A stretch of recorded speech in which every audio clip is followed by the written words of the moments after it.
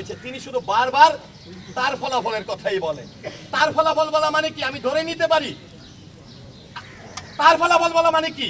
তিনি বলুক মাহমুদ কলি সাহেবের ফলাফল নিয়ে, তিনি বলুক ওনার থেকে অনেক সিনিয়ররা সেই প্যানেলে নির্বাচন করেছে, তিনি কারো কথাই তিনি বলেন না।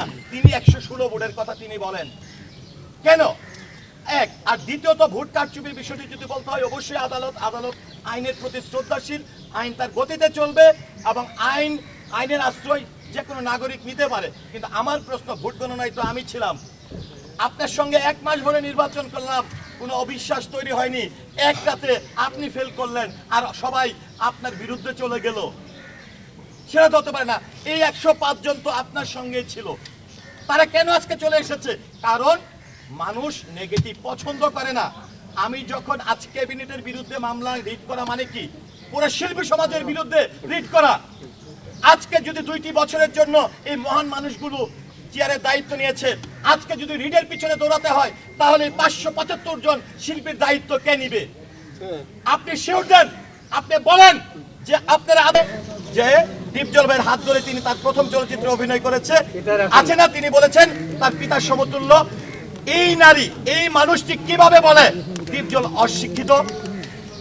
তাহলে আপনাকে কিভাবে বিশ্বাস করবে মানুষ? আপনার মুখে হাজার হাজার গণমাধ্যমের সামনে নির্বাচনের দিকে তাকিয়েছে সারা দেশের কোটি কোটি মানুষ। সেদিন আপনি যাকে পিতা বললেন, আজকে এসে আপনি লন্ডন বসে একটি অডিও কনফারেন্সে আপনি বললেন সে অশিক্ষিত। আপনার শিক্ষা কোথায়? শিক্ষা অর্জন করলেই শিক্ষিত হওয়া যায় না। আমি শুধু বলবো, শিল্পী সত্তাকে মনে ধারণ করে আপনি আপনার ক্ষমা আপনি অবশ্যই, এবং আমি মনে করি দীপজল ভাই আমাদের ক্যাবিনেটের এখন সেক্রেটারি, এটি কিন্তু আইন লঙ্ঘন করেছে সংগঠনের অনুসারে। আমি ওনাকে আপু ডাকতাম, আজকে আমি বলতে বাধ্য হচ্ছি, কারণ গতকাল আমি দেখেছি উনি তো একজন মা, একজন নেত্রী, সাধারণ সম্পাদক, আজকে মিশা ভাই, আজকে দীপজল ভাই, তারা কিন্তু আমাদের পিতার সমতুল্য এই শিল্পী সমিতির জন্য। তো আমি যেহেতু নিপুণ আক্তারের প্যানেল থেকে নির্বাচন করেছি, নিপুণ আক্তার আমার কাছে তৎকালীন সময় মায়ের সমতুল্যই ছিল। আমি দেখলাম ভরাডুবি হয়েছে, আমি নতুন মানুষ পাশ করেছি, আমি ওনাকে দেখে আবেগ আপ্লুত হয়ে গেছি। আমি বললাম, আপু কি নির্বাচন করলেন? আমার বিজয়টা আমি চাইনি, চেয়েছিলাম সিনিয়র শিল্পীরা যারা লজ্জিত হয়েছে, যারা ফেল করেছে। এটাকে তিনি পুঁজি করে নাগরিক টিভিতে একটা সাক্ষাৎকারে বলেছে কিনা কি নাটক। তিনি কি চায় যে আমি কার্যক্রমে না আসি? তিনি কি চায় যে আজকে সংগঠনের জন্য কাজ না করি, দীপজল ভাইয়ের সঙ্গে, মিশা ভাইদের সঙ্গে কাজ না করি?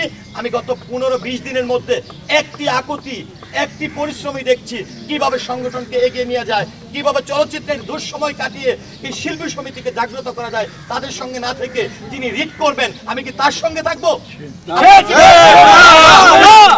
আজকে দ্বিতীয়ত হচ্ছে যে আমার কথা হচ্ছে, আমাদেরকে নিয়ে বিদেশের মাটিতে বসে যারা চলচ্চিত্রের জন্য কাজ করছে, মাঠ পর্যায়ে কাজ করছে, আজকে দীপজল ভাই অসুস্থ হয়ে প্রতিদিন মিটিং করতে আসে।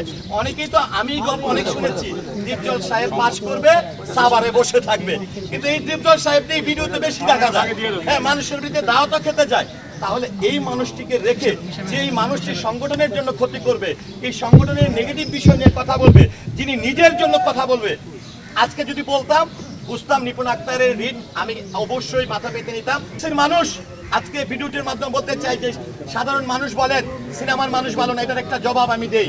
সেটি হচ্ছে, নির্বাচনের আগে নিপুণ আক্তার আমাকে একটি ফোন দিলেন, ফোন দিয়া বললো, সনি তুমি তো ফেল করবা। আর এটার সঙ্গে আমার সঙ্গে কাকে নিয়ে আসছে জানেন? হেলেনা জাহাঙ্গীরকে। তুমি তো ফেল করবা, হেলেনা জাহাঙ্গীর পাস করবে। আমি বলি, জি আপু, জি বলে।